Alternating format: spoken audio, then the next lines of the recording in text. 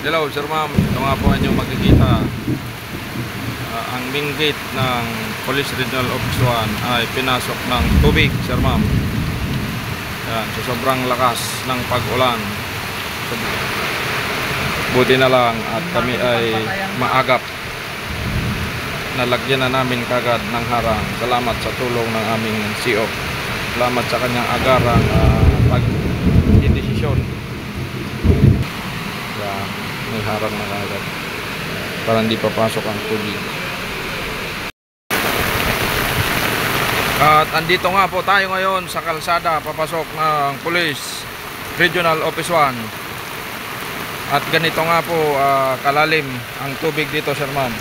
Pag kotse medyo delikado na to kasi kung titignan nyo ang aking paayan, pag kotse baka tatamaan na yung ano dito, yung bearing sa ating gulong.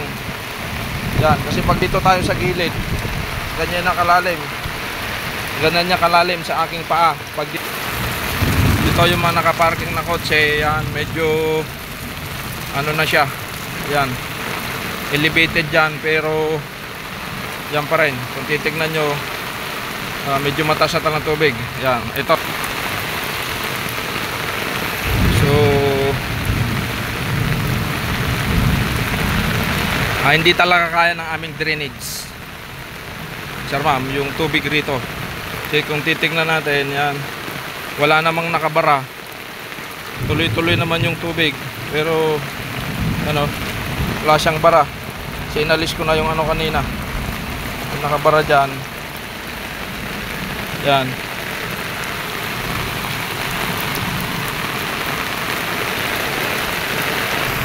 Yan. No?